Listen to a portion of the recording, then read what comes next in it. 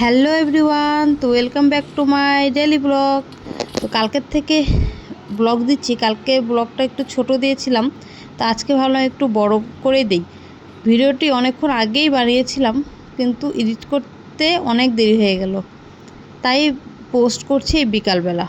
তো যাই হোক, সকালে সমস্ত কাজবাজ সেরে তারপর দুপুরে রান্নার সবজি বানাতে বসেছিলাম।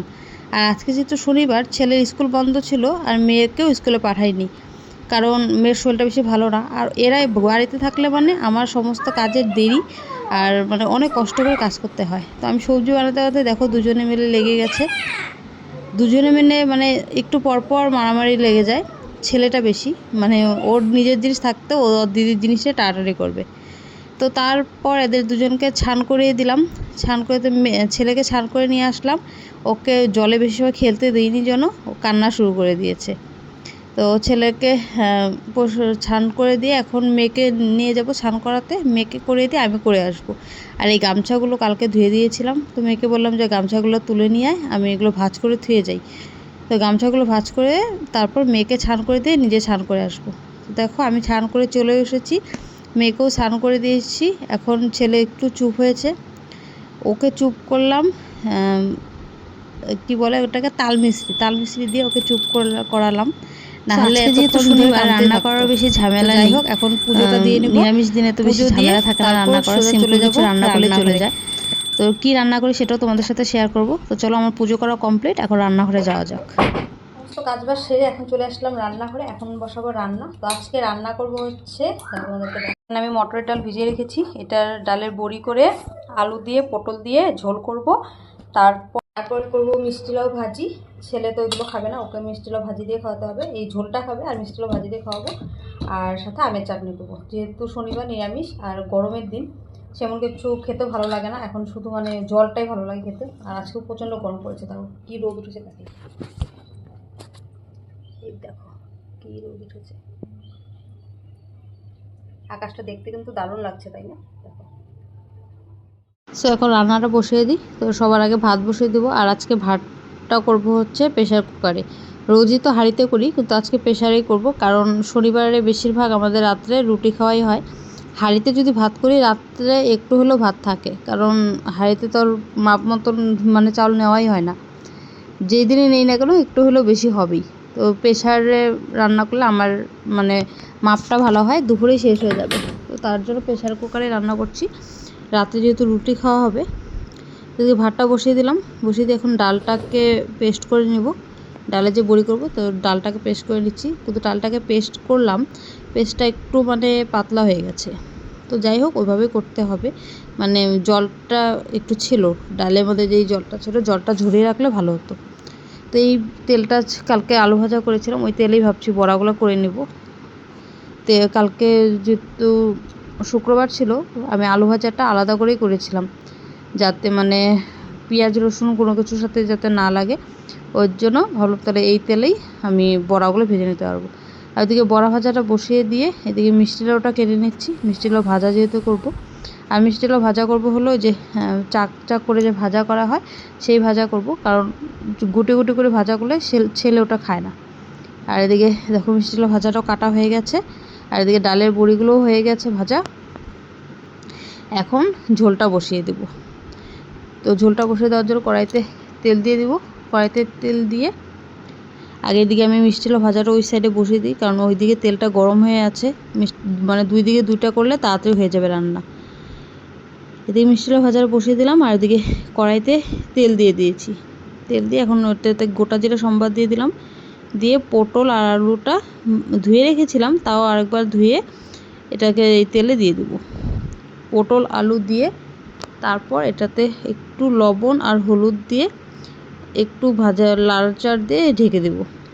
পটল আলুটা একটু নরম হবে। আর পটলগুলো খুব সুন্দর ছিল, মানে একটুকু বিচি হয়নি ভিতরে, একদম কচি ছিল পটলগুলো। অনেকদিন আগে আনা হয়েছিল, কয়েকটা ছিল, তো ওই কয়েকটা দিয়েই করলাম আজকে। তো এখন এই জায়গাটা পরিষ্কার করে নিচ্ছি। সবজি যে মিষ্টি লাউটা যে বানালাম সেই নোংরা যে ছালগুলো পড়েছিল সেটাকে বাইরে ফেলে দিয়ে আসলাম। আর এখন এই তরকারিতে দেওয়ার মশলাটা রেডি করে নিচ্ছি। মশলার মধ্যে দিলাম একটা টমেটো, কয়েকটা কাঁচা লঙ্কা, বেশি দেবো না, 4টার মতন কাঁচা লঙ্কা দিলাম, আর জিরা ধনিয়ার গুঁড়ো 1 চামচ।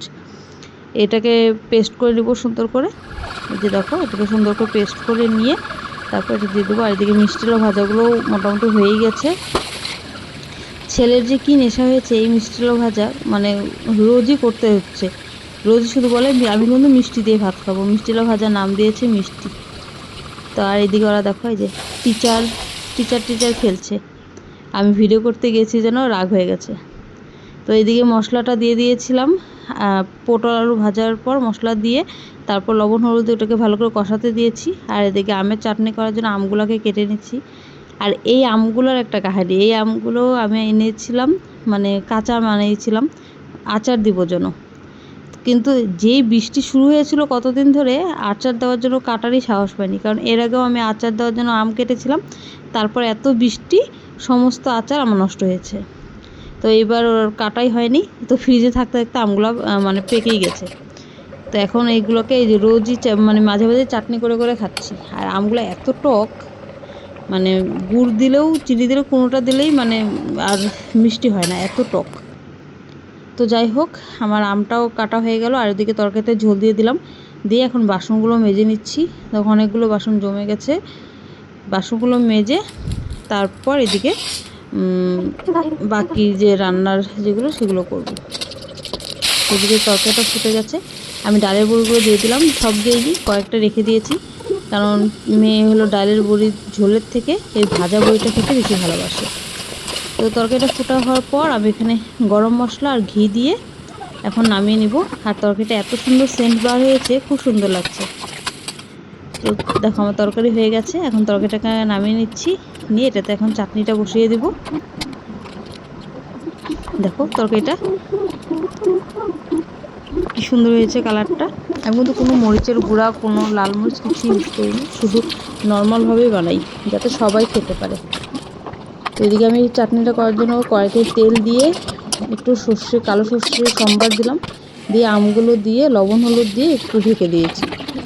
আর এখন ভাতে খাওয়ার জন্য শসা আর লেবুটাকে কেটে নেব, শসাটাকে কেটে নিচ্ছি। আর এদিকে দেখো, আর আমি আজকের চাটনিটা করছি হলো পতঞ্জলির গুড় দিয়ে। পতঞ্জলির গুড়টা এত কালো দেখো, আর মিষ্টি নেই, একদম মিষ্টি নেই। আমি চাটনিটা করেছিলাম কিন্তু চাটনিটা এত টক হয়েছিল, মানে আগে সাথে একটু যদি চিনি দিতাম মিশিয়ে তাহলে মনে হয় একটু ভালো লাগতো খেতে। আমি ভাবলাম না, এতগুলো গুড় দিয়েছি আর চিনি দিতে লাগবে না, কিন্তু পতঞ্জলি গুড়টা একদম মানে মিষ্টি ছাড়া। তো যাই হোক, আবার শসাটা কাটাও হয়ে গেছে, লেবু শসা কেটে নিয়েছি। এদিকে চাটনিটাও হয়ে গেল, নামিয়ে নিলাম। এখন গ্যাসটাকে মুছে পরিষ্কার করে তারপর ছেলে মেয়ে ওদেরকে খাওয়াবো, নিজেরা খাওয়া দাওয়া সারবো। আর কড়াইটা শুধু থাকলো, কড়াইটা এখন আর মাজবো না। দেখো কি রোদ্রের মধ্যে আমি রান্না করলাম, রোজই এত রোদ্রের মধ্যে রান্না করতে হয়, এত রোদ আসে দুপুরবেলাটা এই জায়গায়। সো বন্ধুরা, আমি ভিডিওটা আজকে এখানে শেষ করছি। ভিডিওটি কেমন লাগলো অবশ্যই কমেন্টে জানিও। এখন চলো, এত সময় ভিডিওটি দেখার জন্য অসংখ্য ধন্যবাদ। ওদেরকে দিয়ে দিব খেতে, আর ছেলে মেয়ে দুজন